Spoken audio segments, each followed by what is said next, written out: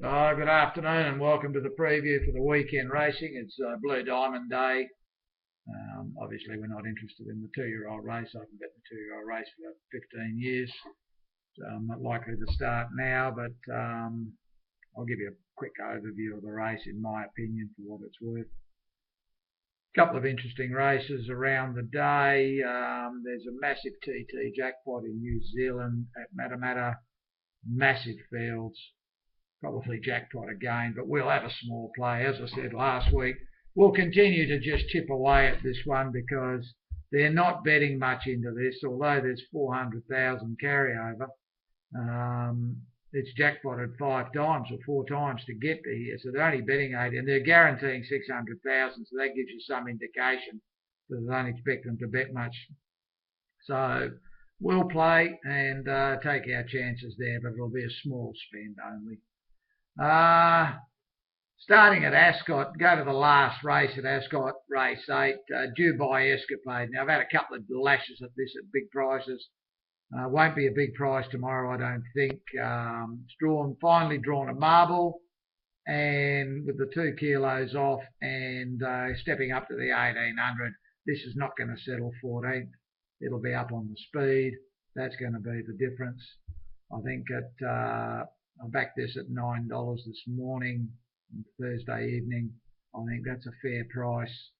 The danger for me is number 14, Prisoner of War. Interesting runner. This was running home nicely last start. The step up to the 18's perfect. It's well drawn also. Carberry rides well, so that's the danger for me. Number 14, Prisoner of War. So at Ascot, race 8, back 1, Dubai Escapade, save 14, Prisoner of War. We go to the Caulfield meeting. First race, not a bad race. Final Jess won well last start, probably hard to beat again. Kitten on the Run's an interesting one. Had a nice jump out this. The 1400 fresh up might suit. I don't... It's got no first up form to speak of, but first up at the 1400 is probably going to give it some chance. It's around $5 or $6, probably a bit under the odds for me at that price. I'd prefer to go for the top weight finishing card at the $8, $9. I think that's overs coming out of the weight for age race where it had no hope. This is more suitable. Probably on an each way basis if somebody wants to have a bet in the first number 1 finishing card. Don't like the next few races, races 2 and 3. Not overly keen on race 4. No depth in race 5. I think Fiorente is a high order horse. Trial was red hot. It's probably evens or 6 to 4. There's no value in this race, but it'll be interesting to see how it goes tomorrow. First up, Green Moon. It goes not too bad fresh, so wouldn't shock to see it run a reasonable race, but just a watch race for me. We go to race 6, not a lot of chances here. Bull Point, Sizzling, Moment of Change, and probably Polanski. Maybe Ladari to a lesser extent. It has got a terrific first up card, goes good track and distance in all conditions, so not a lot of depth in the race. Probably from a value point of view, I think the top weight Sizzling's got a good chance. Is going to improve on the first up run, and the step up in ground is going to help. Ladari's over the odds for me at 12, 14 to 1. I think that's probably the value runner. So 1 from 7 if you, excuse me, if you're having a bet. The 2-year-old race, it's hard to see them beating Earthquake with barrier 15. He's going to have to ride a beauty on that. Boomois, well, it should never have been in the race last week. I don't know why he bothered. I think he just sent it around like a trial. Again, it's drawn bad.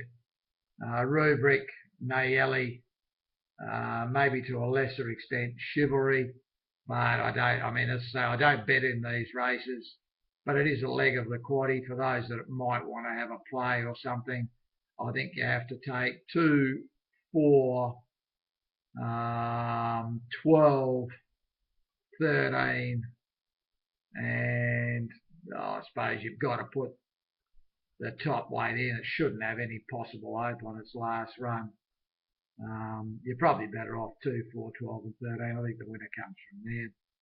We go to race 8. This is a good race. Fair bit of speed here. Lankan Ruby won well. This is a little bit harder in my opinion. I think the extra 100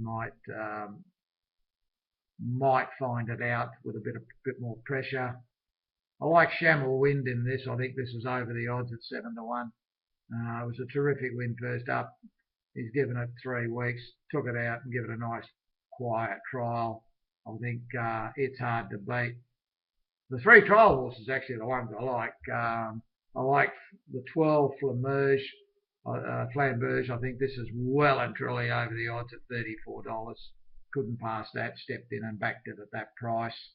I think that's well and truly over the odds. And I think the top weight, I mean, this is without doubt the best horse. If he puts it all together at the start and jumps reasonably clean with them, he can beat these fairly easily. He's over the odds at 15 to 1. I think the winner for me, 1, 11 and 12, I'll work around those. There's a lot of speed here. Noidart was very impressive last start. It's won 3 in a row. It looks the best of the rest.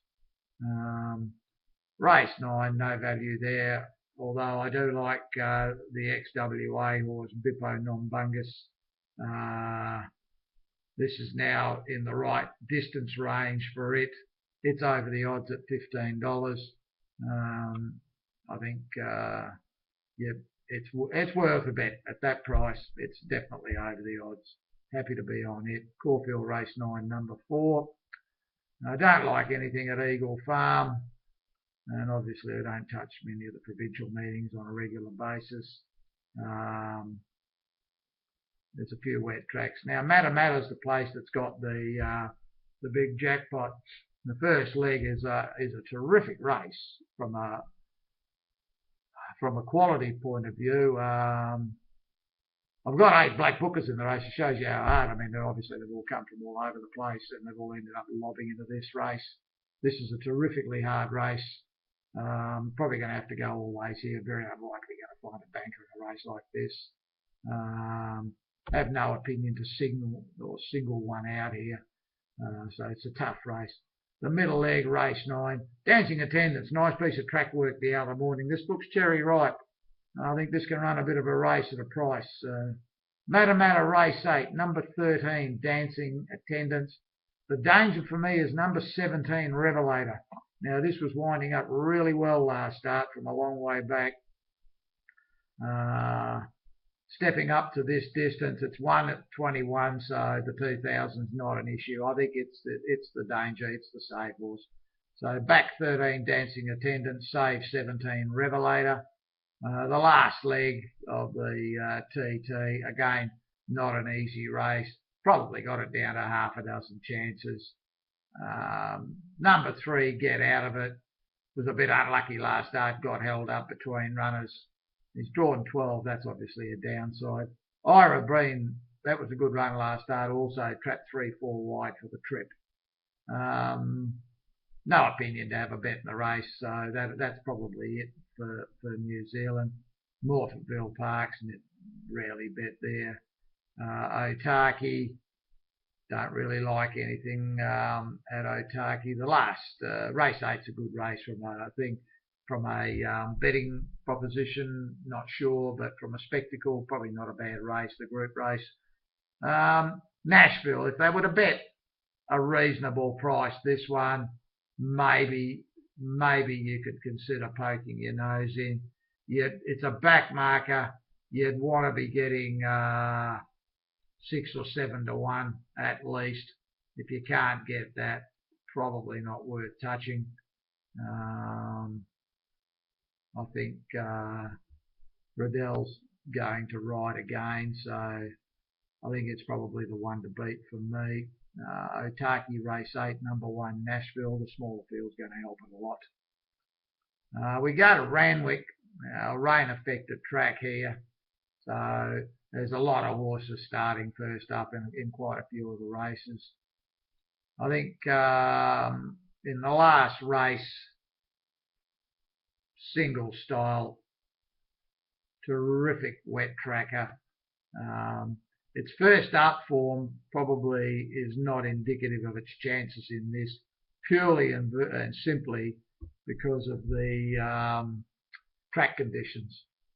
Most times he starts at first up on good ground where it's not that flash, but now he's got it into a race where, I mean, it's 6 for nothing